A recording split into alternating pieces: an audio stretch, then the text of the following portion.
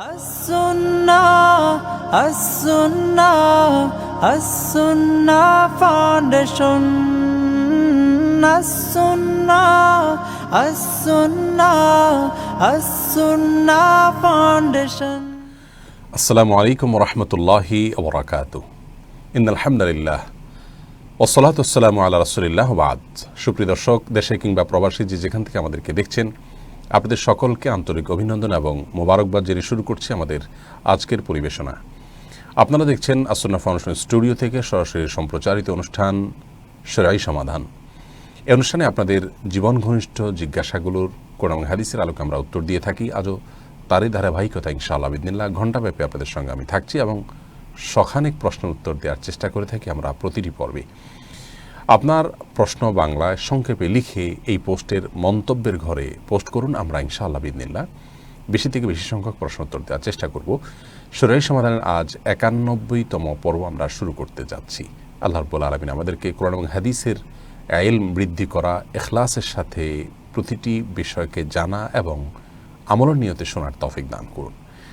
আর হ্যাঁ, অন্য দিনের মতো আজও আপনাদের প্রতি শুরুতে আবেদন করে রাখছি যে এই অনুষ্ঠানটি যেহেতু একটি ইলমি অনুষ্ঠান, কোরআন এবং হাদিসের নলেজ বেজ অনুষ্ঠান, অতএব এটিকে ছড়িয়ে দিন, অন্যদের মাঝে শেয়ার করুন, ওয়াচ পার্টি করুন। তার মাধ্যমে আপনি অফুরন্ত সওয়াবের ভাগীদার হতে পারেন এবং এমন একটি কাজ, উপকারী ইলমের বিস্তার, যার মাধ্যমে সওয়াব আমাদের মৃত্যুর পরে আমাদের কবরে অব্যাহতভাবে পৌঁছতে থাকবে ইনশাআল্লাহ বিদিনিল্লাহ। অতএব এ বিষয়ে কোনো রকম কার্পণ্য না করি, আমরা ওয়াচ পার্টি এবং শেয়ার করার চেষ্টা করি। আল্লাহ তাআলা আমাদেরকে তৌফিক দান করুন। আর বিলম্ব না করে শুরু করি আপনাদের প্রশ্ন উত্তর দেওয়ার পালায়। শুরুতে আমি যে প্রশ্নটি দেখতে পাচ্ছি, গায়ের ছেলে এই আইডি থেকে আপনি প্রশ্ন করেছেন, ইদানিং তাবিজ নিয়ে সরগরম অবস্থা, এক্ষেত্রে সঠিক মাসলাক কি জানতে চাই, আশা করি একটু সবিস্তারে বিষয়টি ক্লিয়ার করবেন। ভাই, খুবই গুরুত্বপূর্ণ প্রশ্ন। দেখুন, তাবিজ বিষয় এর আগে বিভিন্ন প্রশ্নোত্তরে আমরা বলেছি কথা, আজও যেহেতু নতুন করে এসছে বিষয়টি আমরা আবারও বলছি। তাবিজের বিষয়ে আমরা যে মতটিকে সবচেয়ে বেশি শক্তিশালী এবং বিশুদ্ধ মনে করি দলিলের দিক থেকে, সেটি হলো যদি কোরআনে কারীমের কোনো আয়াত দিয়ে তাবিজ লেখা হয়, হাদিসে বর্ণিত কোনো দোয়া লেখা হয়, বিশেষ করে কোরআনে কারীমের কোনো আয়াত যদি লেখা হয়, তাহলে সেক্ষেত্রে এই তাবিজ মানুষের শরীরে ধারণ যদি কেউ করে এবং তার বিশ্বাস যদি থাকে যে আল্লাহ রাব্বুল আলামিন মূল আরোগ্যদাতা, আল্লাহর কালাম, এটির মাধ্যমে আমি আরোগ্য লাভের চেষ্টা করছি, আশা করছি শুধুমাত্র, তাহলে সেক্ষেত্রে এই তাবিজকে ইমাম ইবনে তাইমিয়া রাহিমাহুল্লাহ সহ অনেক উলামায়ে কেরাম জায়েজ বলেছেন। এটিকে আমরা জায়েজ মনে করি। তবে সুন্নাহ এবং নবী করিম সাল্লাল্লাহু আলাইহি সাল্লামের যে পন্থার কথা আমরা জানি, সেটি কিন্তু এটি নয়। অর্থাৎ নবী করিম সাল্লাল্লাহু আলাইহি সাল্লাম কখনো তাবিজ ধারণ করেননি, কাউকে দেননি, কাউকে দিতে বলেননি। কোরআনে কারীম শেফা হিসাবে এসছে এবং নবী আলাইহিস সালাতু ওয়াস সালাম কোরআনে কারীমকে সেটাকে তিনি শেফা হিসাবে গ্রহণ করেছেন, কিন্তু তার পদ্ধতিটা ছিল ঝাড়ফুঁক। অতএব সুন্নাহ হলো ঝাড়ফুঁকের পদ্ধতিতে যাওয়া, তাবিজ এটি সুন্নাহ নয়।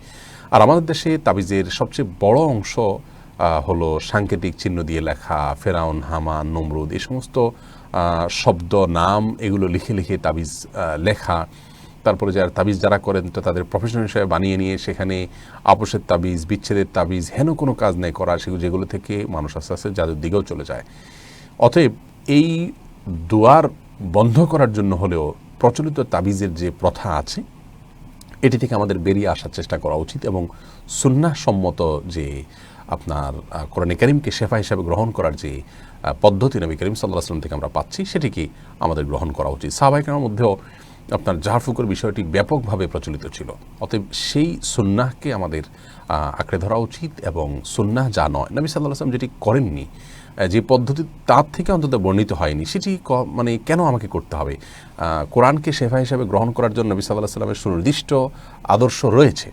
অতএব সেটিকে গ্রহণ করাই হলো নিরাপদ। আর দ্বিতীয়ত হলো তাবিজের মাধ্যমে জায়েজ তাবিজের ফাঁক দিয়ে, জায়েজ তাবিজ যদি 5% হয় বা 10% হয়, আর 90% হলো নাজায়েজ এবং হারাম তাবিজ, শিরকপূর্ণ তাবিজ, সেরকম তাবিজগুলো ধারণ করলে সেটি শিরকের গুনাহ হবে, যেমনটি নবী সাল্লাল্লাহু আলাইহি ওয়াসাল্লাম তার হাদিসে বিভিন্নভাবে বলেছেন। অতএব তাবিজ এর মধ্যে যদি আল্লাহ ছাড়া অন্য কারোর নাম বা এই ফেরাউন, নমরুদ, হামান বা সাংকেতিক চিহ্নের মধ্যে নানা রকম উদ্দেশ্যমূলকভাবে সাংকেতিক চিহ্ন এবং সাংকেতিক চিহ্নের একটা ইতিহাস আছে, যেটা আমরা বলেছি, এগুলো যদি ধারণ করেন এবং অনেকে দেখা গাছের গোড়া টোড়া ইত্যাদি লাগিয়ে রাখেন, এগুলো ইমানদার হিসেবে আমাদের জন্য করা উচিত এবং সেগুলো শিরকের অন্তর্ভুক্ত হবে। হিন্দুদের মধ্যেও প্রচলিত এই প্রথার মাদুলি এটা প্রচলিত আছে। অতএব কোরআনকে নবী করিম সাল্লাল্লাহু আলাইহি সাল্লাম যেভাবে শেফা হিসেবে গ্রহণ করে আমরা সেভাবে শেফা হিসেবে গ্রহণ করব। তাবিজ এটা একটা অনেক লোকের এটা তাবিজ দেওয়া এটা ব্যবসায় পরিণত হয়েছে, এটা একটা পেশায় পরিণত হয়েছে এবং পেশা এবং পয়সার তাগিদে আপনার হেন কোনো অপকর্ম নাই যেটি তাবিজের ব্যবসায়ীরা তারা করেন না, ইল্লা মার রাহিমা রব্বি, খুবই কম পরিমাণ মানুষ বাদে। অতএব যেখানে বেশিরভাগই হয় অন্যায়, সেই পথটির বন্ধের দিকে আমাদের বোধ হয় যাওয়া উচিত। আল্লাহ তাআলা আমাদেরকে বোঝার তৌফিক দান করুন। এরপরে মামুনুল হক আইডি থেকে আপনি জানতে চেয়েছেন, অনেকে আমার কাছে এসে ফেসবুকে জিমেইল কিংবা ইউটিউব খোলার জন্য বলেন, এক্ষেত্রে তারা যদি এগুলো দিয়ে গুনার কাজ করে তাহলে আমার কি পাপ হবে? খুবই গুরুত্বপূর্ণ একটি প্রশ্ন। কেউ যদি আপনার কাছে জিমেইল বা ফেসবুকের অ্যাকাউন্ট খুলতে আসেন, আপনি তাকে যদি অ্যাকাউন্ট খুলে দেন আর তারা সেই অ্যাকাউন্ট ব্যবহার করে যদি অপকর্ম করেন, গুনাহের কাজ করেন, আপনার গুনাহ হবে কিনা? দেখুন, যদি কোনো ব্যক্তি এই ধরনের আপনার আইডি দিয়ে অপকর্ম করবে এর সম্ভাবনা বেশি থাকে, তাহলে সেক্ষেত্রে আপনি তাকে সহযোগিতা করা উচিত হবে না। আর যদি তার অবস্থা বোঝা না যায়, তাহলে সেক্ষেত্রে একজন ইমানদার হিসাবে সুধারণাবশত তার জন্য এগুলো আপনি খুলে দিতে পারেন, কিন্তু সেই সাথে সম্ভাব্য অপরাধ থেকে তাকে বাঁচাবার জন্য আপনি অবশ্যই নসিহা করে দিবেন, উপদেশ দিয়ে দিবেন, সেটি আপনার দায়িত্বের মধ্যে পড়ে। আর যদি আপনার লোকটাকে দেখে আপাত দৃষ্টিতে মনে হয় লোকটার মধ্যে আল্লাহর ভয় আছে, তিনি হারাম কাজের সরাসরি ব্যবহার করবেন না, তাহলে ইনশাআল্লাহ বিদিন আপনি তাকে এটা দিতে পারেন, কোনো অসুবিধা নেই। মোহাম্মদ ইমরান হোসেন আপনি জানতে চেয়েছেন, আমাদের সমাজে দিন দিন পরকীয়ার সংখ্যা বৃদ্ধি পাচ্ছে, এজন্য অনেকের সংসার ভেঙে যাচ্ছে, আবার কারো সন্তানের মুখের দিকে তাকিয়ে সংসার চলছে। কেন যুব সমাজ দিন দিন এই হারাম ও ঘৃণ্য কাজে লিপ্ত হচ্ছে? এদিকে পরিত্রাণের উপায় কি? ভাই ইমরান, পরকীয়া যেভাবে বিস্তার হচ্ছে আমাদের দেশে, সেটি সত্যিই খুব ভয়াবহ। এভাবে যদি চলতে থাকে তাহলে আমাদের যে সমাজের যে সৌন্দর্য আছে, সাংসারিক জীবনের যে একটা বিউটি আছে, সেটা কিন্তু আর থাকবে না। আর পরকীয়া দিন দিন বেড়ে চলেছে, এটির মূল কারণ আমরা যদি উল্লেখ করতে চাই তাহলে বলতে হবে যে কোরআন এবং হাদিস অনুযায়ী বা ইসলামকে প্র্যাকটিস করার ব্যাপারে আমাদের আগ্রহ কম থাকা, বিশেষ করে পারিবারিক এবং দাম্পত্য জীবনে। বহু পরিবার আছে এমন যারা বিবাহ থেকে নিয়ে দাম্পত্য জীবনের শুরু এবং প্রথম অংশ পর্যন্ত সব কিছুতেই আল্লাহর অবাধ্যতা এবং নাফরমানিতে তারা লিপ্ত থাকেন। প্রকৃত মুসলিম আমরা কয়জন মানুষ, সেটা আসলে বড় করে প্রশ্ন রাখার মতো বিষয়। যারা পরিপূর্ণভাবে আল্লাহ রাব্বুল আলামিনের কাছে নিজেকে আত্মসমর্পণ করে দিয়েছেন, এমন ইমানদার, এমন মুসলিম আমরা কয়জন আছি? এই প্রশ্নটা খুব বড় করে রাখাই যায়। এটি হলো মূল কারণ যে আমাদের সমাজ থেকে শান্তি উঠে যাচ্ছে, আমাদের দাম্পত্য জীবনগুলো ধ্বংসের দিকে চলে যাচ্ছে এবং পরিবারগুলোতে অশান্তি এবং কলহ বাড়ছে, পারিবারিক আপনার এই জাতীয় অপরাধগুলো বাড়ছে। অতএব পরিবারগুলোতে তাকওয়ার চর্চা বাড়াতে হবে এবং দিনদার জীবনসঙ্গিনী গ্রহণের পরে আমাদের গুরুত্ব আরোপ করতে হবে, তাহলে ইনশাআল্লাহ এই ধরনের অপরাধ থেকে আমরা হয়তো রক্ষা পেতে পারি। আর দ্বিতীয়ত হলো সোশ্যাল মিডিয়ার ব্যবহার নিয়ন্ত্রণ। এটি করা খুব জরুরি, নারী হোক পুরুষ হোক সবার জন্যই সোশ্যাল মিডিয়ার ব্যবহার করার খুব বেশি জরুরি। এখান থেকেই পরকীয়ার পরিমাণটা অনেক বেশি হয়। নাটক, সিনেমা এবং বিশেষ করে ভারতীয় সিরিয়ালগুলোর একটা বিরাট বড় প্রভাব আছে। তাদের যে বিভিন্ন আপনার অপকর্মের ভিডিও ক্লিপ, এগুলো সোশ্যাল মিডিয়াতে এত বেশি পরিমাণে ছড়িয়ে দেওয়া আছে, এগুলো দেখে দেখে পরকীয়ার প্রতি মানুষ উদ্বুদ্ধ হয়। এগুলোর ব্যাপারে সামাজিকভাবে আন্দোলন গড়ে তোলা উচিত এবং সরকার এবং সংশ্লিষ্ট মহলকে আপনার এই জাতীয় অপসংস্কৃতিগুলো থেকে যেন দেশে মানুষ রক্ষা পেতে পারে, প্রয়োজনীয় পদক্ষেপ গ্রহণ করার জন্য তাদেরকে আহ্বান করা যেতে পারে, আন্দোলন করা যেতে পারে শান্তিপূর্ণভাবে। এইগুলো যদি আমরা না করি তাহলে পরকীয়ার এই ভয়াবহতা থেকে বাঁচতে পারবো না। ব্যক্তিগতভাবে আমরা এগুলো থেকে বাঁচার জন্য নিজেরা নিজেদের পরিবারের লোকদেরকে সোশ্যাল মিডিয়ার অ্যাক্টিভিটিসকে নিয়ন্ত্রণ করা দরকার এবং সব কিছুর আগে তাকওয়া চর্চা করা দরকার। তার ভিতরে তাকওয়া যদি থাকে তাহলে ইনশাআল্লাহ তিনি বিপদগামিতার পথে পা বাড়াবেন না। আল্লাহ তাআলা আমাদেরকে হেফাজত করুন। নাহিদুল ইসলাম পলাশ জানতে চেয়েছেন, আমি স্টুডেন্ট, পড়াশোনা করে রাত 11টার দিকে তাহাজ্জুদের নামাজ পড়া যাবে কিনা? জি ভাই, তাহাজ্জুদের নামাজ মূলত এশার নামাজের পর আমরা চাইলে সালাম ফেরানোর পরে আমরা পড়তে পারি, এই সুযোগ রয়েছে। এবং এশার ফরজ নামাজের পরে সুন্নত পড়ার পরে আমরা দুই রাকাত করে তাহাজ্জুদের নিয়তে পড়ে তারপরে আমরা বিতির পড়ে আমরা ঘুমিয়ে পড়ব। এশার নামাজের পরে শোয়ার আগ দিয়ে যদি আমরা এটি করি সেটা আরও বেশি উত্তম, আরও বেশি ভালো। তাহাজ্জুদ বা কিয়ামুল লাইল এটি এশা নামাজের পর থেকেই করা যায়। যদিও ভোর রাতে ঘুম থেকে উঠে করলে সেটা বেশি উত্তম, কারণ তাহাজ্জুদ শব্দের অর্থটি আসলে ঘুম থেকে উঠে করা। কিন্তু তাহাজ্জুদের যে সওয়াব, ভোর রাতে নামাজের যে সওয়াব বা আপনার রাত জেগে নামাজের যে সওয়াব, সেটি পাওয়ার জন্য আলহামদুলিল্লাহ রাত 11টার সময় শোয়ার সময় যদি আপনি নামাজ পড়ে শোন, তাহলেও এটির মাধ্যমে আপনি সওয়াব পেতে পারেন। ফাহাদ ফাতেমা, আপনি জানতে চেয়েছেন মৃত ব্যক্তির ব্যবহার করা জিনিসপত্র, জামা কাপড়, ফোন, এগুলো কি তার পরিবারের সদস্যরা ব্যবহার করতে পারবেন? হ্যাঁ, অবশ্যই করতে পারবেন, এবং এগুলো ওয়ারিসদের হক।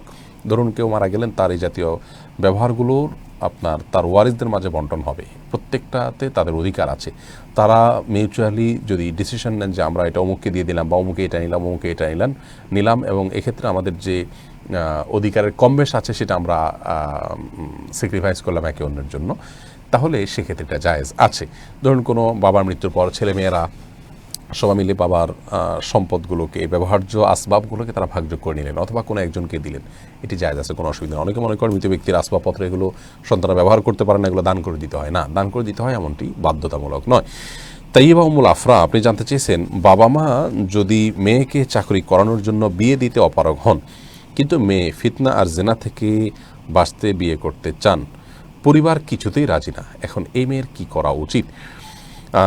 যদি আল্লাহ মাফ করুন মেয়ের বয়স কম হয়ে থাকে, ম্যাচুরিটির অভাব থাকে, তিনি সিদ্ধান্ত নিলে সিদ্ধান্ত ভুল হতে পারে, তার জীবনের জন্য বা বিপদ হতে পারে, সেই রকম পরিবেশ যদি হয়, তাহলে সেক্ষেত্রে গুনাহে লিপ্ত হতে পারেন। এরকম পরিবেশে কথা বলছেন, এরকম যদি পরিস্থিতির মুখোমুখি হন, তাহলে সেই পরিস্থিতি থেকে দূরে সরার চেষ্টা করবেন, অর্থাৎ অভিভাবকদের উপর নিজের বিষয়টাকে ন্যস্ত করবেন, এবং তার মধ্যেই তার জন্য কল্যাণ নিহিত আছে।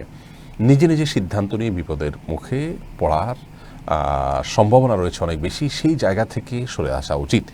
আর যদি তিনি ম্যাচুর হন, বরং বাবা মা তারা দিনের বুঝ না থাকার কারণে তারা হয়তো দেরি করছেন বিবাহের বিষয়টি, অথবা তারা দিনদার পাত্র পছন্দ করছেন না, তারা শুধু পয়সা করি দেখছেন, কিন্তু মেয়ের মধ্যে দিনের বুঝ আছে, আলহামদুলিল্লাহ বয়সের ক্ষেত্রেও ম্যাচুরিটি যেটা সেটা চলে এসছে, এরকম যদি হয় এবং বাবা মা যদি অহেতুক তাকে ঘোরাতে থাকেন, তাহলে সেক্ষেত্রে তিনি তার বিকল্প অভিভাবক বা সেকেন্ড থার্ড অভিভাবক যেটা আছে, যেমন বাবা গাফিলতি করলে বড় ভাইকে অভিভাবক বানিয়ে, বা বড় ভাইও যদি গাফিলতি করেন চাচা দাদা তাদের কাউকে অভিভাবক বানিয়ে, এদের কেউ যদি আপনার তার বিষয়টি না বোঝেন এবং তারা কেউ যদি দিনমুখী না হন, এবং অভিভাবকত্ব করার যে যোগ্যতা তাদের যদি কারণ না থাকে, যোগ্যতার মধ্যে একটা এটাও অভিভাবকদের যে অভিভাবক হিসাবে তিনি তার ছেলে মেয়ের বা যার অভিভাবকত্ব করবেন তার দিনী বিষয়টাকে গুরুত্বের সাথে দেখবেন। যদি দিনের বিষয়ে কারো গুরুত্ব কারোর কাছে না থাকে, তাহলে শরীর দৃষ্টিকোণ থেকে তার অভিভাবকত্বের যোগ্যতাই আসলে থাকে না।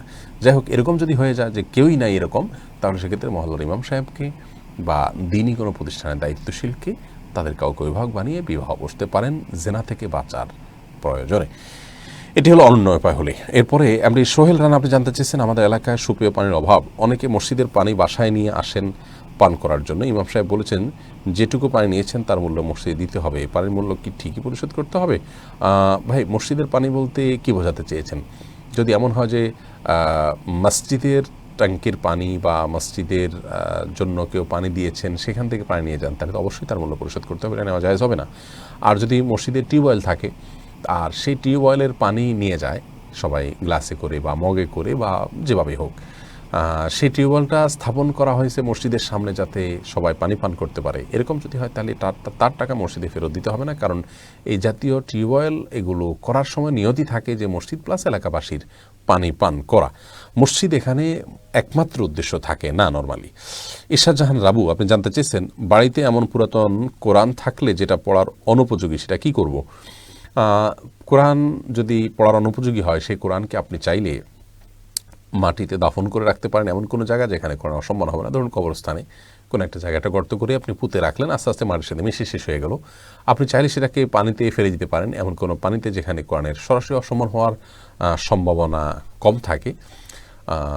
ধরুন ময়লা পানিতে ফেললেন না, ড্রেনে ফেললেন না, নদীতে ফেলে দিলেন, এরকম করতে পারেন। আর কোরআন যদি ব্যবহার অনুপযোগী, সেটাকে পুড়িয়ে ফেলারও সুযোগ আছে। এখন পুড়িয়ে ফেলাটা আমাদের দেশে একটু জটিল, কারণ আমাদের দেশে মানুষ কোরআন সাধারণত কোনো কিছুর প্রতি বিতৃষ্ণ হলে রিয়্যাক্ট করে কোরআন পড়ে থাকে। তো সেই জায়গা থেকে পুড়ে ফেললে আপনার পুড়ে ফেলাটা আমাদের সামাজিকভাবে পুড়ে ফেলাটা মানে হলো তার প্রতি বিতৃষ্ণ ভাব প্রকাশ করা, ক্ষোভের প্রকাশ করা। সেই জায়গা থেকে এটা না করা উচিত, কারণ কেউ সেখান থেকে ভুল বুঝতে পারেন। কিন্তু যদি কেউ দেখবেন না, কেউ ভুল বোঝার আশঙ্কা না থাকে, তাহলে বিভিন্ন সালাফ থেকে এরকম এটাকে পুড়ে ছাইগুলোকে দাফন করে ফেলানোর বিষয়টি বর্ণিত আছে, কারণ এখানে ইন্নামাল আমাল বিন্নিয়াত, উদ্দেশ্য তো আসলে ক্ষোভ প্রকাশ নয়, উদ্দেশ্য হলো এটা যাতে অসম্মানজনকভাবে না থাকে, এই জন্য এটাকে একটা সুন্দর পরিসমাপ্তির দিকে নিয়ে যাওয়া। সেই জায়গা থেকে এটাও জায়েজ আছে, কিন্তু ওই যে আগেই বললাম যে আমাদের সামাজিক প্রেক্ষাপটকে মাথায় রেখে বা বর্তমান পৃথিবীতে মানুষ ক্ষোভের চোটে আগুনে পুড়ে ফেলে, সেই জায়গা থেকে আগুনে পুড়ে ফেলা উচিত নয়। কিন্তু এমনি কোরআন হাদিসে কোথাও এটা ডাইরেক্ট আগুনে পড়তে নিষেধ করা হয়নি, তারপরে এটাকে অ্যাভয়েড করে আমরা বিকল্প যেগুলো আছে মাটির নিচে, পানিতে, সেগুলোতে অবলম্বন করাই হলো বেশি উচিত এবং ভালো আমাদের জন্য অন্তত। নির্ঝরের স্বপ্নভঙ্গ, এআইডি থেকে আমরা জানতে চাইছেন মেয়েরা মারা গেলে তাকে কারা কারা দেখার অনুমতি পাবে? নানি দাদিরা বলে মারা গেলে স্বামীও নাকি বেগানা হয়ে যায়, এটা কি সঠিক? আমাদের দেশে হানাফি মাযহাব অনুপাতে আপনার মারা গেলে স্বামী স্ত্রীর মাঝে আর সম্পর্ক থাকে না, যার কারণে দেখতে পারেন না আমাদের দেশের উলামায়ে কেরামের এটি হলো মত। যদিও এ বিষয়ে আরবিন স্কলারদের মত ভিন্ন, এবং এই ক্ষেত্রে আরবিন স্কলারদের মতটা আমার কাছে দলিলের দিক থেকে শক্তিশালী মনে হয়। অর্থাৎ মৃত্যুর সঙ্গে সঙ্গে বৈবাহিক সম্পর্ক শেষ হয়ে যায় না, বরং থাকে। এই মতটি বেশি শক্তিশালী আমার কাছে মনে হয়। তাসনিম, আপনি জানতে চেয়েছেন মৃত সন্তানকে কি মা কোলে নিতে পারবেন? অনেকেই বলে মা মৃত সন্তানকে কোলে নিতে পারবেন না। না, মা মৃত সন্তানকে কোলে নিতে পারবেন না এমন কোনো কথা নেই, অবশ্যই নিতে পারবেন। যদি কেউ এটা বলে থাকেন তাহলে এটা সম্পূর্ণ কুসংস্কার। ইমরান আহমদ, আপনি জানতে চেয়েছেন ইদানিং বিভিন্ন বিতর্কিত দিনই বিষয়ে লাইভ বিতর্ক হচ্ছে, একাডেমিক বিষয়ে জনসম্মুখে বিতর্ক করাকে কিভাবে দেখেন? ভাই ইমরান আহমেদ, খুবই গুরুত্বপূর্ণ প্রশ্ন। আসলে অনেক বিষয়ে জনসমক্ষে হওয়া উচিত নয়, সেটা আমরা করছি, অহরহ করছি। মতপার্থক্যপূর্ণ বিষয়গুলোর এমন কিছু টপিক আছে যে টপিকগুলো ওলামাদের টেবিলে আলোচনা হওয়া দরকার, কিন্তু সেগুলোকে সাধারণ মানুষের মাঝে আমরা ছড়িয়ে দিচ্ছি। আল্লাহ মাফ করুক, এর ভয়াবহ পরিণতি আমরা কিন্তু প্রত্যক্ষ করছি। এই জায়গা থেকে আমাদের বেরিয়ে আসা উচিত। সম্প্রতি নতুন মাত্রা যোগ হয়েছে এই বিতর্কিত বিষয় নিয়ে দুই পক্ষের আলেমদের লাইভ। এটাকে আমি ব্যক্তিগতভাবে কোনো অবস্থাতে সমর্থন করি না। যে পেজ থেকে লাইভ করা হয় তারা আমাদের সাথে বারবার যোগাযোগ করেছেন, আমরা বরাবরের মতো প্রত্যাখ্যান করেছি তাদের সেই আহ্বানকে। আমি ব্যক্তিগতভাবে এটাকে মোটেও ভালো মনে করি না, আমার উম্মার জন্য, আমাদের জন্য কল্যাণকর মনে করি না। কারণ এই সমস্ত বিতর্ক থেকে আসলে খুব উপকারী কিছু হয় না। প্রত্যেকে যার যার মতকে দলিলের আলোকে তিনি প্রকাশ করবেন, সাধারণ মানুষ সেটা বিবেচনা করবেন, তারা সেটাকে দেখবেন, এটা হতে পারে। যদিও আপনার কিছু বিষয় আছে যে বিষয়গুলোতে ওলামায়ে কেরাম বসে আলোচনা করা উচিত, এমনকি ইখতিলাফ হলেও তার একটা আপনার ফরম্যাট ওলামায়ে কেরাম নিজেদের মধ্যে বসে ঠিক করা দরকার। সেটা তথাকথিত বাহাজ বিতর্ক, কে জিতলো কে হারলো সেটা না, এরকম নয়।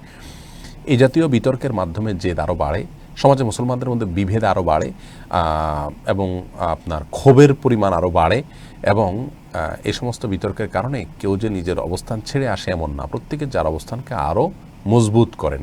এ ধরনের বিতর্কগুলোতে সবচেয়ে হাস্যকর বিষয় হলো যে দুই পক্ষই মনে করেন যে তারা জিতে গেছেন, যেহেতু এখানে কোনো জাজমেন্টের ব্যাপার থাকে না, অতএব সবাই নিজের পক্ষ নিয়ে কুল্লু হিজবিন বিমা লাদাইহিম ফারিহুন আনন্দিত থাকেন।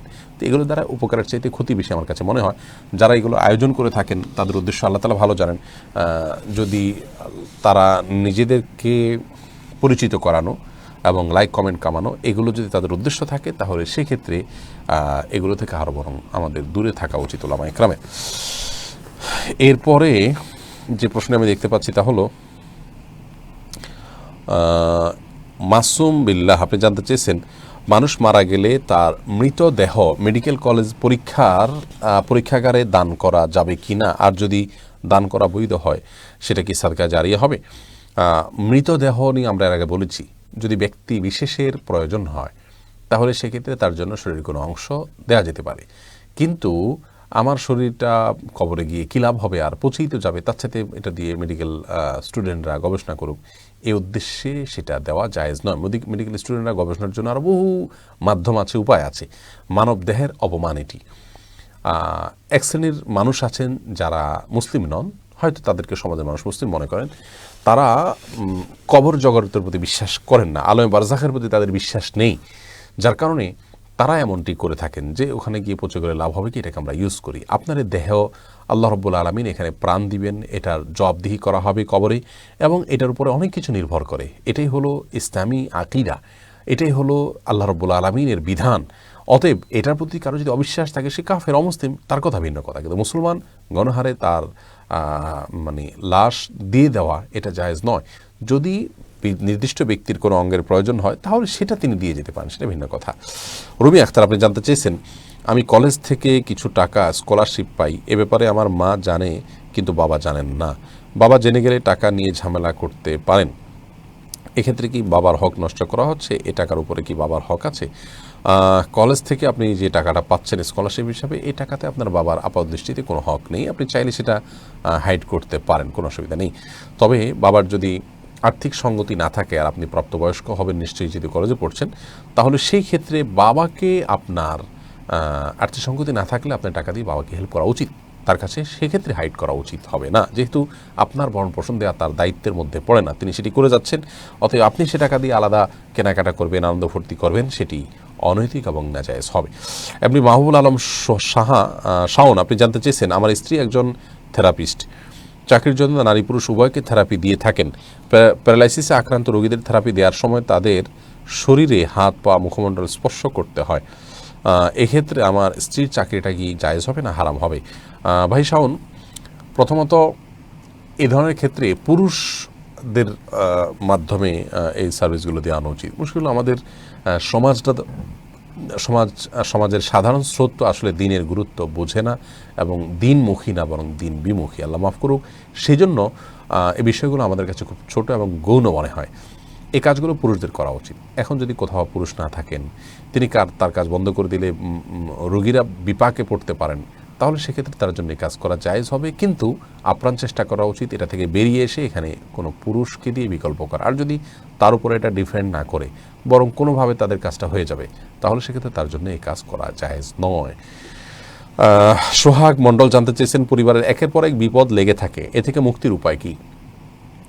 বিপদ থেকে মুক্তির জন্য প্রথম কথা হলো পরিবারের মধ্যে কোনো আল্লাহর নাফরমানি হচ্ছে কিনা, অবাধ্যতা চলছে কিনা, ইভেন কোনো ছবি, কোনো প্রিন্টেড কোনো ছবি কোনো কার্টুন কাগজে পড়ে আছে কিনা, এগুলো সবগুলো একত্র করে ফেলে দেওয়া উচিত, বাসায় এগুলো রাখা উচিত, কোনো ছবি টাঙিয়ে রাখা উচিত নয়। রহমতের ফেরেশতা আসার পথে যে বাধা আছে সে বাধাগুলো দূর করা উচিত।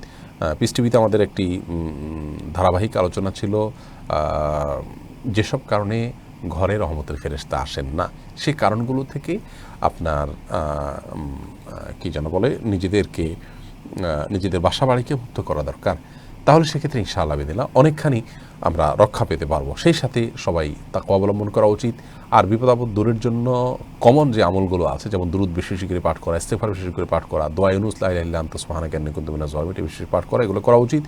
দান সাদকা যতটুকু সাধ্য আছে ততটুকু করা উচিত। আল্লাহ তাআলা হেফাজত করুন। এরপরেও যদি বিপদ না যায়, তাহলে এই বিপদে সবর করার মাধ্যমে নিজের আখিরাতকে বিল্ড আপ করার চেষ্টা করা উচিত। আল্লাহ তাআলা আমাদেরকে তৌফিক দান করুন। এরপরে মারিয়া হাসান, আপনি জানতে চেয়েছেন, ইসলামের সৎ মা এবং সৎ ভাই বোনের প্রতি কর্তব্য কি?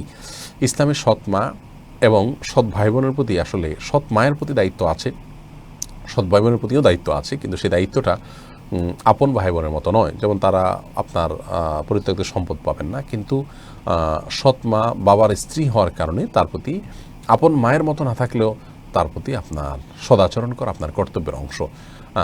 তার খেয়াল করা, তার প্রতি আন্তরিক হওয়া, যতটুকু আপনার তৌফিক করা, এটা আপনার করা উচিত। সৎ ভাই বোনের ক্ষেত্রে একই কথা, তারাও আপনার ভাই বোন, যদিও আপন ভাই বোনের মতো তারা আপনার সম্পদের ভাগ বা অন্যান্য বিষয়গুলো তাদের জন্য প্রযোজ্য হবে না। বিশেষ করে আপন ভাই বোনের যে মধ্যে জন্য যেরকম হক আছে, তারা যেরকম খুব কাছের আত্মীয়, ওই রকম হক তাদের না থাকলেও তারাও ভাই বোন। সেই হিসাবে তাদের প্রতিও সদাচরণ করা, তাদের সাহায্য সহযোগিতা করা, তাদের সাথে সম্পর্ক রক্ষা করে চলা যতটুকু সম্ভব করা উচিত। আমাদের সমাজে এই বিষয়টা একদম হয়ে ওঠে না। আল্লাহ মাফ করুক। সৎ মা, সৎ বাবা, সৎ ভাই বোন হলে তাদের সাথে বরং উল্টা শত্রুর মতো আচরণ করা হয়, যেটি উচিত নয়। প্রান্ত ইসলাম এডি থেকে আপনি জানতে চেয়েছেন, এক জমির উপর কবর ছিল, কিন্তু নির্দিষ্ট করে কেউ এখন বলতে পারছেন না যে কোথায় কবরটা ছিল। কবর বোঝার মতো কোনো চিহ্ন নেই। আজ প্রায় 50 বছর হবে। এখন কি ওই জমিতে বাসা করা যাবে কি না? জি, যাবে। কোথায় কবর ছিল এটা যদি ফাইন্ড আউট করা না যায়, তাহলে নিছক সন্দেহের বশবর্তী হয়ে আপনার পুরো জায়গাটা ছেড়ে দিয়ে রাখা আবশ্যক নয়। সেখানে বিশেষ করে অনেক পুরাতন হয়ে গেলে তারপরে তো ঘরবাড়ি করা যাবেই, কোনো অসুবিধা নেই। সৈয়দ আবেদিন, আপনি জানতে চেয়েছেন, মোজা পায়ে থাকলে অজু করার সময় মাসাহ করলে অজু হবে কি না? আরব কান্ট্রিতে এমন দেখা যায়। এর বিধান কি? মোজা যদি পায়ে থাকে, ওযু করার সময় মোজার উপরে মাসা করে নিয়ে চলবে, কিন্তু সে মোজা হয় চামড়ার হতে হবে, আর কাপড়ের মোজা হলে এত শক্ত হতে হবে যেটা পরে নর্মালি হাঁটা যায় অনেক দূর পর্যন্ত, এবং খুব বেশি পাতলা যেন না হয়, এটি এনশিওর করতে হবে। তাহলে সেক্ষেত্রে কাপড়ের মোজাতেও মাসা করা যাবে। আরব কান্ট্রিতে যেটি হয় সঠিক আছে, আপনি যেটি দেখেছেন, ওযু করার পর, পূর্ণাঙ্গ ওযু করার পর যেখানে হাত পাও ধোয়া হয়েছে, সেই ওযুর পর ওযু অবস্থায় যদি মোজা পরা হয়, তাহলে বাসা বাড়িতে থাকা অবস্থায় 24 ঘন্টার মধ্যে যতবার ওযু হবে মোজা না খুলেই, পাও না ধুয়ে মোজার উপরে শুধুমাত্র ভিজা হাত মোজার উপরে অংশ দিয়ে মাসা করলেও চলবে। বিশেষ করে অ্যাজমা রোগী যারা আছেন তারা এটাকে অ্যাপ্লাই করতে পারেন। আর সফরে থাকলে, জার্নিতে থাকলে 3 দিন 3 রাত পর্যন্ত এই সুবিধা পাওয়া যাবে। এরপরে যে প্রশ্ন আমি দেখতে পাচ্ছি, তাওহিদ জামিল আপনি জানতে চেয়েছেন, যে কোনো প্যাকেটের গায়ে যে আরবি লেখা থাকে ওই প্যাকেটগুলো কি পুড়ে ফেলা যাবে? যাবে, কোনো অসুবিধা নেই। আজহারুল ইসলাম জানতেছেন, এক হুজুর বলেছেন বিড়ি সিগারেট খেলে নাকি 40 দিন ইবাদত হবে না। না, এটা সঠিক নয়। এটা মাদক সেবনের ক্ষেত্রে বলা হয়েছে। বিড়ি সিগারেটকে ওইভাবে মাদক সরাসরি বলা যাবে না।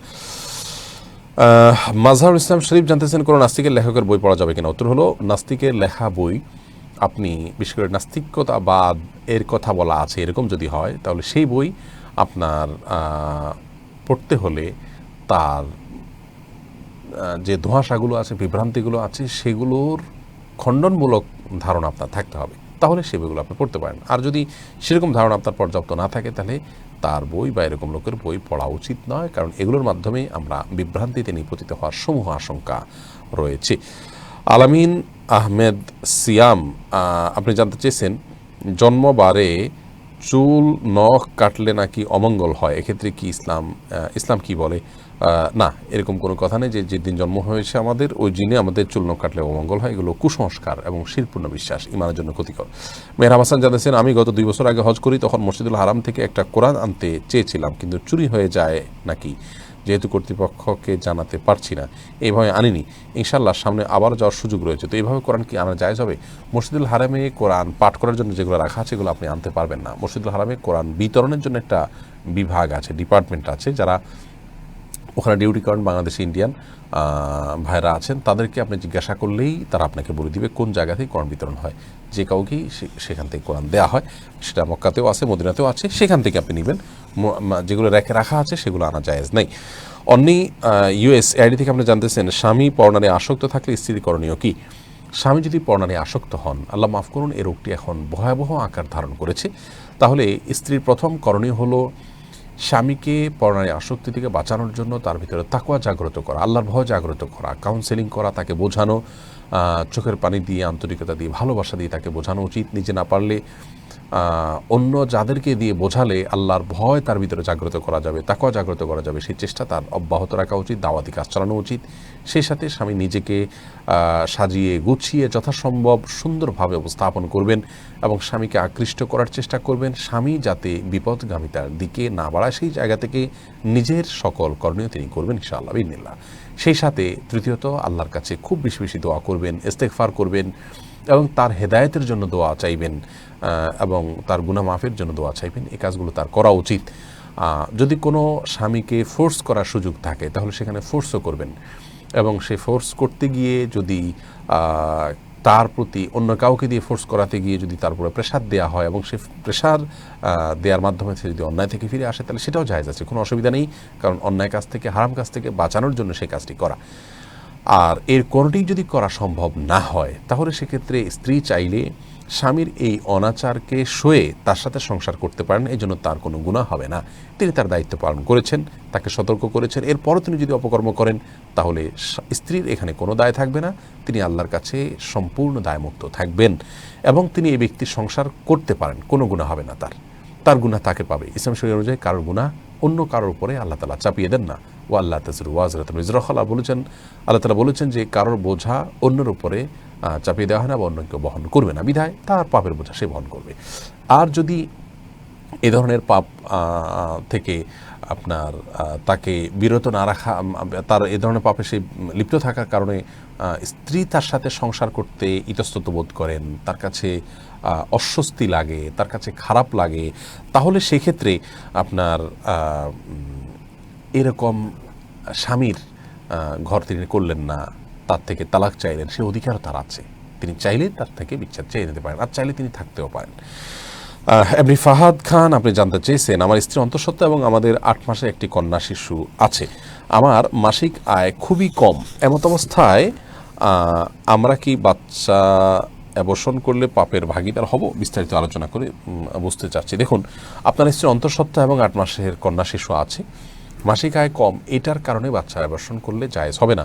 আপনি চাইলে এই মুহূর্তে আপনাদের ছোট ঘর বা অন্য কেউ রাখার কোনো সুযোগ নেই বাচ্চাকে, সেই জায়গা থেকে যদি আপনি জন্ম নিয়ন্ত্রণ করেন, আগে থেকে বাচ্চা যাতে কনসিভ না হয় সেজন্য চেষ্টা করেন, সেটা জায়েজ আছে। কিন্তু কনসিভ হওয়ার পর আপনি যদি সেটাকে নষ্ট করেন, সেটা সম্পূর্ণ হারাম, কোনো অবস্থাতে জায়েজ নেই। আর জন্ম হওয়ার আগে থেকে যে নিয়ন্ত্রণ করবেন, জন্ম নিয়ন্ত্রণ অস্থায়ী পদ্ধতিতে, সেটা জায়েজ হবে তখন যদি এখানে বাচ্চা কি খাবে, কি পড়বে, এই চিন্তাটা আপনার না থেকে এর চাইতে ভালো কোনো চিন্তা থাকে। শারীরিক কোনো কারণ থাকতে পারে, পরিবেশগত কারণে এখন বাচ্চা নিতে চাচ্ছেন না, সেটা হতে পারে। কি খাবে, আমার উপার্জন কম, এই চিন্তা থেকে যদি আপনি এই জন্ম নিয়ন্ত্রণ করেন, তাহলে সেটা কিন্তু জায়েজ হবে না। তার কারণ হলো আমাদের প্রত্যেকের রিজিকদাতা আল্লাহ, এই বিশ্বাসের সঙ্গে এটি অসঙ্গতিপূর্ণ। আপনি যদি মনে করেন যে আমাদের রিজিকদাতা আল্লাহ রাব্বুল আলামিন, তাহলে সেক্ষেত্রে আপনার এই বিষয়টা নিয়ে এত বেশি অরিড হওয়া এবং এটার কারণে আপনার জন্ম নিয়ন্ত্রণ করার কথা নয়। যে পৃথিবীতে জন্মগ্রহণ করবে তার রিজিকের দায়িত্ব আল্লাহ তাআলার। ওমা মিন দাব্বাতিন ইল্লা আলাল্লাহি রিজকুহা, জলে স্থলে যত প্রাণী আছে প্রত্যেকের রিজিকের দায়িত্ব আল্লাহ রাব্বুল আলামিনের উপরে। অতএব এই চিন্তা থেকে আপনার অ্যাবর্শন মানে জন্ম নিয়ন্ত্রণ করা জায়েজ না, আর অ্যাবর্শন তো কোনো অবস্থাতেই জায়েজ হবে না, হারাম হবে স্বামী স্ত্রী উভয়ের জন্য। নাজমা বেগম জানতে চেয়েছেন, আইয়ামে বীজের রোজা আর সোম বৃহস্পতিবার রোজা একদিনে হলে কি একটা নিয়তে করতে হবে? হ্যাঁ, দুইটা যদি একদিনে হয় তাহলে 2 নিয়ত আপনি করতে পারেন, দুইটারই সওয়াব পাবেন ইনশাআল্লাহ। সাইফ ইসলাম আপনি জানতে চেয়েছেন, নামাজ কসর করার বিধান কি? নামাজ কসর করার বিধান বলতে আপনি কি জানতে চেয়েছেন? এটা তো ব্যাপক একটি বিষয়। সফরে গেলে জোহর, আসর এবং এশা এই ফরজ নামাজগুলো 2 রাকাত করে পড়বেন। আর সফর থাকা অবস্থায় সুন্নত নামাজগুলো পড়া যাবে কিনা, এরমান স্কলারদের মত হলো যে না, সুন্নত নামাজগুলো আরও সফর অবস্থায় পড়ার কোনো প্রয়োজন নেই, কোনো ইম্পর্টেন্সই নেই। আমাদের ওলামায়ে কেরাম বলেন যে সফর অবস্থায় সুন্নত নামাজগুলো পড়বেন, কারণ কোরআনে কারিমে শুধুমাত্র মূল নামাজ ফরজটাকে আপনার কমিয়ে দেওয়া হয়েছে, সুন্নাতের ব্যাপারে কোনো আলোচনা হয়নি, বিধায় সেটি করবেন। নাইমা নাজনীন নিজা আপনি জানতে চেয়েছেন, কাফনের ব্যাপারে টুকরো স্মৃতি হিসেবে ঘরে রাখা কি গুনাহ? কাপড়ের টুকরো যদি আপনি স্মৃতি হিসাবে রাখেন, বাবার কাপড়ের টুকরো রাখতে পারেন, কিন্তু এটা কেমন স্মৃতি? এটা তো সুখ স্মৃতি নয়, দুঃখ স্মৃতি হবে। আর তাছাড়া এটা ভীতির কারণ হতে পারে। আবার যদি এই কাপড় রাখার ফলে এটা দিয়ে তাকে স্মরণ করার নাম দিয়ে কোনো শিরকি কাজ বা কুসংস্কারজন্য কাজ হতে পারে, এরকম আশঙ্কা থাকে, তাহলে সেই জায়গা থেকে এটা করা উচিত হবে না। আর তাছাড়া কাপড়ের টুকরো দিয়ে অনেক জাদু টাদু ইত্যাদি ব্যবহার করে, এই সমস্ত মানে সম্ভাবনাগুলোর কারণে এটি না করা উচিত হবে। তবে যদি কেউ নিছকই তার বাবার স্মরণের জন্য রাখেন এবং সকল ক্ষতিকর দিক থেকে এটাকে রক্ষা করবেন, তিনি এই দায়িত্ব তিনি নিয়ে রাখেন, তাহলে রাখতে পারেন, অসুবিধা নেই। আলমগীর হোসেন জানতে চেয়েছেন, পোস্টমর্টেম করা যাবে কিনা একটু বলবেন প্লিজ।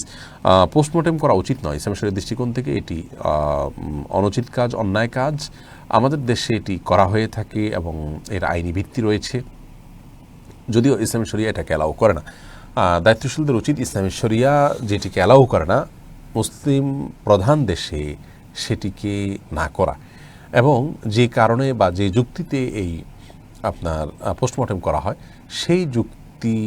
সেই কারণটি অন্য কোনোভাবে আপনার সলভ করার বা সেটাকে সমাধান করার চেষ্টা করা উচিত।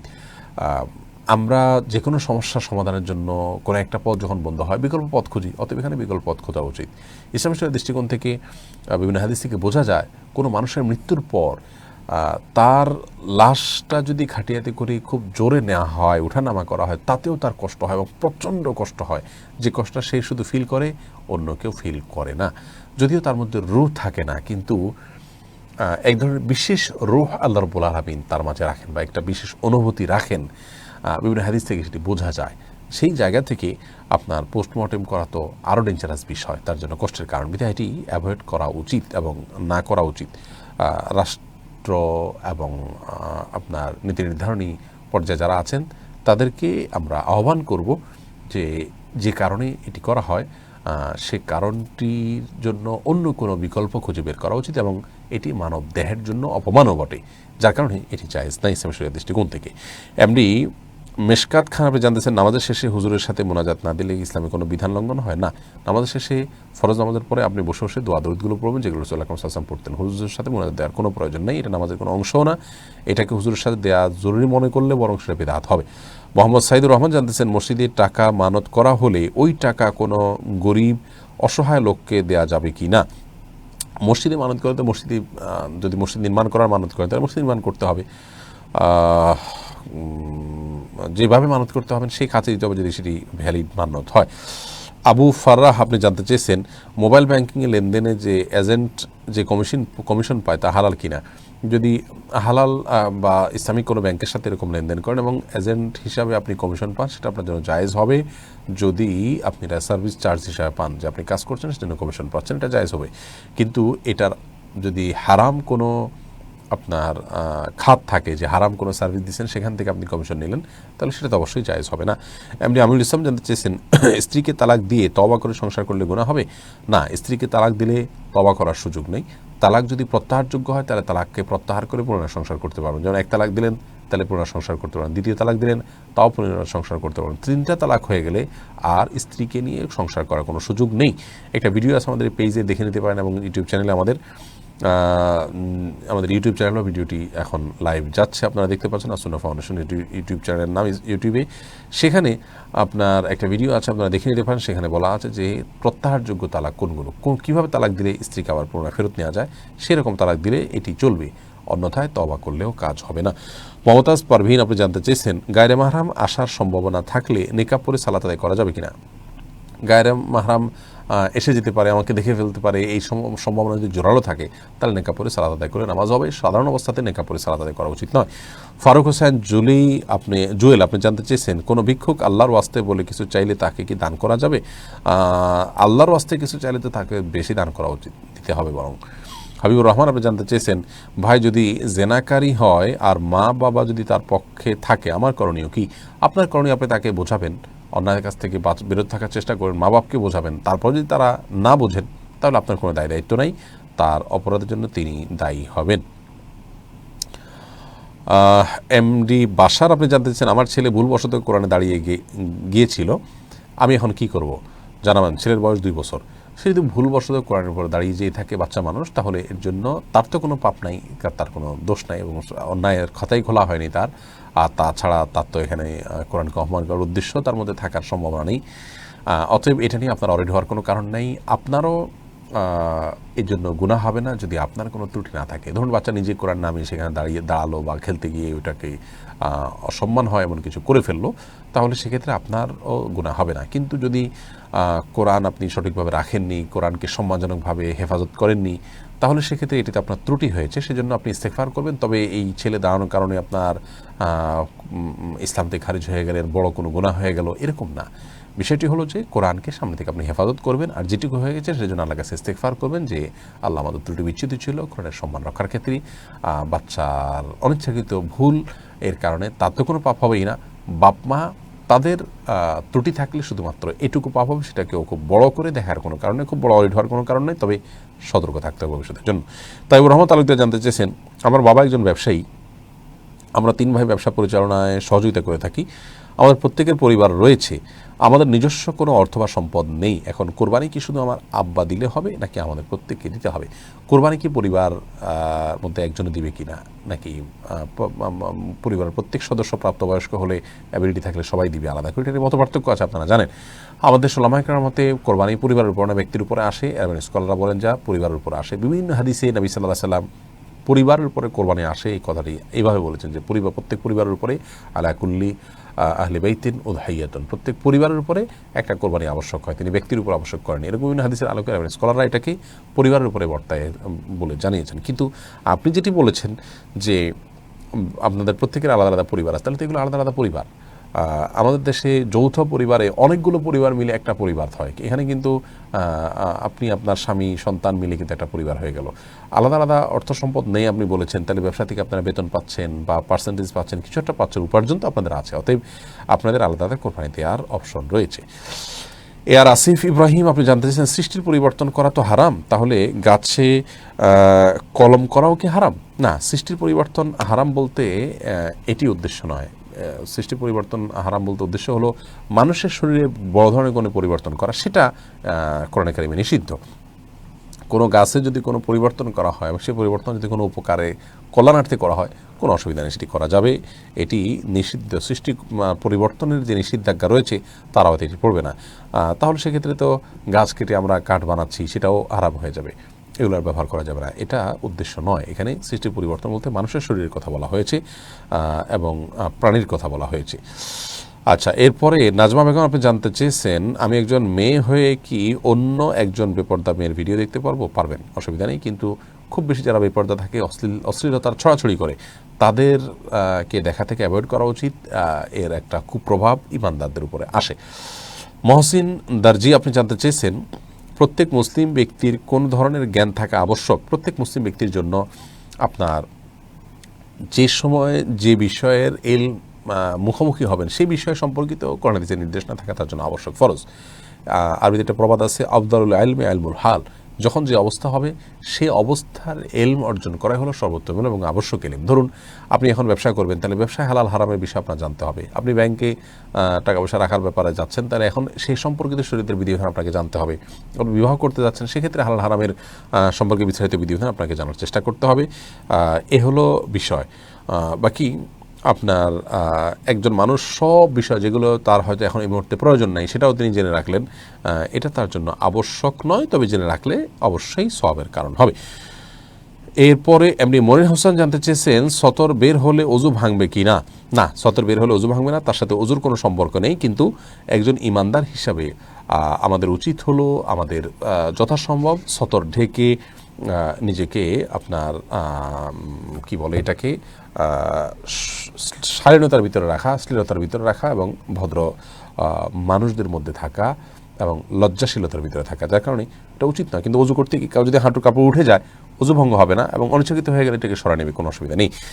রাইতুল হক আপনি জানতেছেন, আপনার একটা ভিডিওতে দেখছিলাম মেয়েরা প্লাজো পরতে পারবে, কিন্তু এতে তো টাকনো খোলা থাকে। আমাদের ভিডিওতে আমরা বলেছি, এটা বাইরে যদি কেউ শুধু প্লাজো পরে যায় তাহলে সেক্ষেত্রে সেটা তো জায়েজ নাই, কারণ সেটা তো আপনার পর্দার লঙ্ঘন হচ্ছে। কিন্তু বাসা যদি কেউ পড়েন অথবা বোরকার ভিতরে পড়েন, সেটা জায়েজ আছে, আমরা সেটা বলেছি। সেই সাথে কেউ যদি এটাকে ধুতির সাথে সাদৃশ্য হয় সেই অ্যাঙ্গেল থেকে পড়ে, তাহলে তো এটা জায়েজ হবে না। এখানে ব্যাখ্যা আছে এবং বিস্তারিত কথা আছে, অল্প বা এক কথায় উত্তর দেওয়ার কোনো সুযোগ এখানে নেই। আপনারা যা একটা জানতে চেয়েছেন, আমার এক আত্মীয়কে জাদু করে, এটা শোনার জন্য কোনো গণকের কাছে গেল, এতে কি পাপ হবে? জানলে ভালো হতো। আপনার আত্মীয়কে জাদু করা হয়েছে, এটা জানার জন্য গণকের কাছে যাওয়া যাবে না। গণকের কাছে গেলে 40 দিনের বাদ কবুল হয় না, এটি গুনাহের কাজ এবং হারাম কাজ। বরং জাদু করা হয়েছে এরকম যদি আপনাদের সন্দেহ হয়, তাহলে যারা ঝাড়ফুঁক করে থাকেন, জাদু ট্রিটমেন্ট করে থাকেন কোরআন হাদিসের আলোকে, সেই মানুষদের কাছে আপনারা গেলে তারা আপনাকে বলে দিবে যে আপনার কি করা উচিত এবং কি করা উচিত নয়, সমাধানের পথ কি হবে। এর পরের প্রশ্ন হলো, জামিল আহমেদ আপনি জানতে চেয়েছেন, গম্বুজের বিধান কি? গম্বুজের উপর তারা এবং চাঁদের টুকরো, এ সম্পর্কে ইসলাম কি বলে? মসজিদের উপরে গম্বুজ রাখা যেতে পারে বা কোনো স্থাপনার উপরে, কোনো অসুবিধা নেই। ইসলামের পুরাতন যুগের একেবারে শুরুর দিকের বিভিন্ন স্থাপনাতে গম্বুজ ছিল, থাকাতে কোনো সমস্যা নেই, থাকতেই পারে। আর মানে চাঁদ তারার টুকরা যে রাখা হয়ে থাকে, তার সাথে ইসলামের কোনো সম্পর্ক নেই। কেউ চাইলে রাখতে পারেন সৌন্দর্য অংশ হিসাবে, আর চাইলে নাও রাখতে পারেন। চাঁদ তারা রাখতে হবে এরকম কোনো কথা নেই।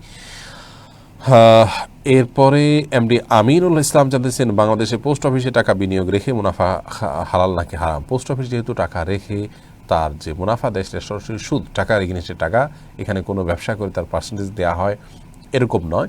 অতএব এটি সুদ হিসাবে বিবেচ্য হবে এবং এটি ভোগ করা জায়েজ নয়। বর্তমানে আপনার অনেকেই জানতে চান যে আপনার সঞ্চয়পত্র কেনা জায়েজ কিনা। অনেকে নিজের টাকা পয়সা দিয়ে সরকারি সঞ্চয়পত্র কিনে রাখছেন। সঞ্চয়পত্র কেনা জায়েজ নয়, কারণ সঞ্চয়পত্র কেনার পরে আপনাকে যে লাভ দেওয়া হয় সে লাভটা সুদ। অতএব সুদের লেনদেন থেকে ইমানদারকে বেঁচে থাকতে হবে, এটা হারাম এবং জঘন্য অপরাধ। এর সাথে অনেক কিছু সম্পর্ক, আপনার ইবাদতের সমস্ত স্বাদ নষ্ট হয়ে যাবে এবং জাহান্নামে যাওয়ার সবচেয়ে বড় কারণগুলোর ভিতরে একটা হলো হারাম ভক্ষণ। দোয়া কবুল হয় না হারাম ভক্ষণের কারণে। এসব কারণে আপনার এগুলো থেকে বেঁচে থাকা উচিত। অন্য হালাল ওয়ে দেখা উচিত এবং ব্যবসা বাণিজ্যে ইনভেস্ট করা উচিত। অদৃশ্য মানব আপনি জানতেছেন, ওয়াইফাই ইন্টারনেট ব্যবসা করে উপার্জন করা কি বৈধ নাকি অবৈধ? ওয়াইফাই ইন্টারনেট এগুলোর ব্যবসা করার বিষয়টি হলো যে এটার যেহেতু বিভিন্ন উদ্দেশ্যে ব্যবহার হয়ে থাকে, ভালো মন্দ যে কোনো উদ্দেশ্যে মানুষ ব্যবহার করতে পারে, সেই জায়গা থেকে এটা ব্যবসা করা বৈধ। চাকু, এটা দিয়ে মানুষ সন্ত্রাসও করতে পারে, পেঁয়াজও করতে পারে, অতএব সেই জায়গা থেকে এটা বেচা কেনা করা নাজায়েজ নয়। তবে ওয়াইফাই, ইন্টারনেট এগুলোর মাধ্যমে বেশিরভাগ মানুষ যেহেতু অন্যায় কাজ করে, উত্তম হয় যদি বিকল্প কোনো ব্যবস্থায় যেতে পারে মানুষ। কিন্তু যদি কেউ ব্যবসা করেন, সরাসরি তার ব্যবসাকে হারাম বলার কোনো সুযোগ নেই। জামাল সুমন জানতে চেয়েছেন, বিবাহের মহারণা হুজুর যখন বিয়ে পড়িয়েছেন তখন মজলিসে উল্লেখ করেছেন 25,000 টাকা, কিন্তু কাবিননামায় কাজে লিখেছেন 5 লক্ষ টাকা। বরের কত টাকা পরিশোধ করতে হবে? আমার শ্বশুরবাড়ির এলাকায় এরকম ট্র্যাডিশন, কাবিন লেখে অনেক বেশি, কিন্তু সরায় মহারণা ধার্য করা হয় কম। উভয় পক্ষ যেটাকে ধার্য করবে সেটাই মহর। আপনার কাবিননামাতে যদি অতিরিক্ত লেখা হয় সেটা মহর হিসাবে বিবেচ্য হবে না। আগের 25,000 যেটা হয়েছে এটা যদি উভয় পক্ষের সম্মতিতে নির্দিষ্ট হয়ে থাকে তাহলে ওইটাই মহর হিসাবে ধার্য হবে, পরেরটাকে মহর হিসাবে ধার্য করা যাবে না। মানুষ দেখানোর জন্য, ফিগার বাড়ানোর জন্য অনেক সময় এরকম করা হয়ে থাকে। অনেক সময় কাজীরা নিজে থেকে একটা ফিগার বসায় থাকে, সেটা আরও জঘন্য অপরাধ, এটা করা উচিত নয়, কাজী সাহেবদের এটা অন্যায়। এরপরে ফাহিম ইকবাল আপনি জানতে চেয়েছেন, আপনি যে ইউটিউব থেকে আয় করেন সেটা কি হালাল, দয়া করে জানাবেন। ভাই ফাহিম ইকবাল, এই প্রশ্ন অনেকে মনে করেন যে আমরা ফেসবুকে ভিডিও আপলোড করি সেখান থেকে উপার্জন করি, ইউটিউবে আপলোড করি সেখান থেকে উপার্জন করি। আপনাদের অবগতির জন্য বিনয়ের সাথে আমরা জানাচ্ছি যে এগুলো থেকে আমাদের কোনো উপার্জন হয় না, উপার্জনের কোনো ওয়ে নেই আমাদের জন্য, আমরা রাখিনি। আমরা ফেসবুকে, ইউটিউবে যে অ্যাক্টিভিটিস আমাদের আছে সেটা শুধুমাত্র আল্লাহ তাআলাকে সন্তুষ্ট করার জন্য। এখানে আসলে আল্লাহকে সন্তুষ্ট করা ছাড়া অন্য কোনো উদ্দেশ্য আমাদের নেই, যার কারণে ফেসবুক, ইউটিউবে থেকে আমাদের কোনো উপার্জন হয় না। অনেকে না জেনে কুধারণাবশত এটি বলে থাকেন। ইউটিউবে আমাদের চ্যানেল মনিটাইজেশন অন করা নেই, প্রতিটা ভিডিওতে মনিটাইজেশন অফ করা আছে, যেন আমাদের ভিডিও দেখলে আপনারা কোনো অ্যাডভার্টাইজ দেখবেন না। দু একটা ভিডিওতে আমরা অন্য কারোর ভিডিওর কোনো অংশ কয়েক সেকেন্ড হয়তো কোনো তেলাওয়াত বা কোনো ইয়ের অংশ হিসাবে ইন্ট্রো আউট্রোতে ইউজ করেছি, সেগুলোতে আপনার তাদের ওই অংশের কারণে অ্যাড দেখায় দুই একটাতে, হয়তো 1000 ভিডিওতে দুই একটাতে এরকম হতে পারে। কিন্তু আমাদের যে ভিডিওগুলো আছে আমরা সরাসরি আসন্ন ফাউন্ডেশন থেকে যেগুলো প্রচার করি সেগুলোতে কখন আপনি অ্যাড দেখবেন না, কারণ মনিটাইজেশন অফ করা আছে। কিন্তু দুঃখজনক হলেও একটা বিষয় সত্য, তা হলো অচিরেই ইউটিউব আমাদেরকে নোটিস করেছে সবাইকেই যে তারা প্রতিটি চ্যানেলে বাধ্যতামূলকভাবে অ্যাডভার্টাইজ দেখাবে। অ্যাডভার্টাইজ দেখা ছাড়া কোনো ভিডিও দেখা যাবে না নর্মালি, যার কারণে তারা যখন জোরপূর্বক দেখাবে এবং সেটা আমাদের হাতে থাকবে না তখন তো ভিন্ন কথা, সেটা তো আর আমাদের নাগালে বাইরে থাকবে। কিন্তু সেক্ষেত্রেও আমরা অন্য একটা অপশন রাখবো যাতে অ্যাড আপনার দেখা ছাড়া ভিডিও দেখতে পারেন। সেটার জন্য অবশ্যই ইউটিউবকে পেমেন্ট করতে হবে, মাসিক একটা সাবস্ক্রিপশন ফি দিলে তাদেরকে তারা এই সুযোগটা দিবে। সেটা ইউটিউব থেকে আপনার পাইয়ে দেওয়ার জন্য আমরা একটা অপশন রাখবো, সেই অপশনে ক্লিক করে আপনি সেটি করতে পারবেন। বাকি আমরা ইউটিউব এবং ফেসবুক থেকে আসলে কোনো অর্থ উপার্জন করি না, এটা অনেক ভাই বোন না জেনে আমাদের উপরে মিথ্যা আরোপ করে থাকেন। আল্লাহ তাদেরকে হেদায়েত দান করুন। আফিয়া ইবনাত আনিসা আপনি জানতে চেয়েছেন, শপথ করার পর শপথ ভঙ্গ করলে কি কাফারা আদায় হবে? শপথ করার পর যদি কেউ শপথ ভঙ্গ করে ফেলেন তাহলে সেক্ষেত্রে শপথের যে কাফারা আছে সেই কাফারা আদায় করতে হবে। আর সে আদায়কে হলো, সে কাফারা হলো, ক্ষতিপূরণ হলো আপনাকে 3টা রোজা রাখতে হবে অথবা 10 জন মিসকিনকে খাদ্য দিতে হবে। কৃতদাস আজাদ করার অপশন আছে, সেটা আমাদের কাছে এই মুহূর্তে নাই, সেজন্য আমরা এই দুটি অপশনের কথা বললাম। এমডি তাহমিদ ফাহিম আপনি জানতেছেন, করোনার কারণ দেখিয়ে কোরবানি না দেওয়া ইসলাম কি বলে? করোনার কারণ দেখিয়ে কোরবানি না দেওয়ার কোনো সুযোগ নেই যদি কোরবানি দেওয়ার সুযোগ থাকে। করোনার কারণে আপনার সব কাজ যদি চলে এরকম হয় তাহলে সেক্ষেত্রে কোরবানিটাও আপনাকে দিতে হবে অ্যাবিলিটি থাকলে। করোনার কারণে আর্থিক সঙ্গতি নেই, দিলেন না, সেটা ভিন্ন বিষয়। অথবা আপনার এত বেশি সিরিয়াস পরিবেশ যদি থাকে যে বাইরে পশু কিনে জবাই করার মতো কোনো পরিবেশ নাই, অন্য কাউকে দায়িত্ব দিয়ে করাবেন সেরকম কোনো সুযোগ নেই, এরকম যদি হয় তাহলেও কোরবানি দেওয়া লাগবে না। কিন্তু এরকম সুযোগ, এরকম পরিস্থিতি পৃথিবীতে কোথাও এখন আছে বলে আমাদের জানা নেই। যদি থাকে নির্দিষ্ট কোনো জায়গাতে তাদের জন্য ভিন্ন হিসাব। সোহেল রুবি আপনি জানতে চেয়েছেন, আমি জাহাজে চাকরি করি, আমি কি স্থায়ী মুসাফির? আমি কি সবসময় কসর আদায় করবো? জি, জাহাজ যতদিন থাকবেন ততদিন আপনি স্থায়ী মুসাফির থাকবেন এবং কসর আদায় করবেন। আফনান করিম শারমি আপনি জানতে চেয়েছেন, মেয়েদের লাশ কে বহন করতে পারবে? যে কেউ বহন করতে পারবে, অসুবিধা নেই। লাশ বহন করার জন্য মাহরাম হতে হবে এমন কোনো কথা নেই, তবে মাহরাম থাকলে তারা অবশ্যই ধরা উত্তম হবে, এতে কোনো সন্দেহ নেই। বেলায়েত হোসেন জানতে চেয়েছেন, আমার মেয়ের নাম আলবিদা, এর নামটি কি ভালো না খারাপ? আলবিদা মানে হলো বিদায়, তো কারোর নাম বিদায় রাখার ভিতরে ভালো কোনো কিছু তো দেখি না, তবে খারাপ কিছুও নেই, আপনি চাইলে রাখতে পারেন, কিন্তু খুব বেশি অর্থ হওয়া কিছু হয় না। নামের ভিতরে ভালো অর্থ থাকে এরকম নাম রাখা উচিত। রাহিম হোসেন জানিয়েছেন, মসজিদের ক্যাশিয়ার যদি টাকা চুরি করে এবং পরে সে টাকা দিয়ে দেয়, পরে কি আল্লাহ মাফ করবেন?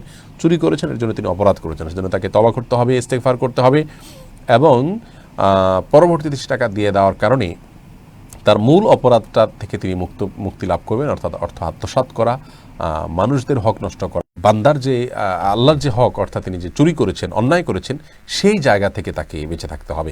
প্রিয় দর্শক, আমাদের এখানে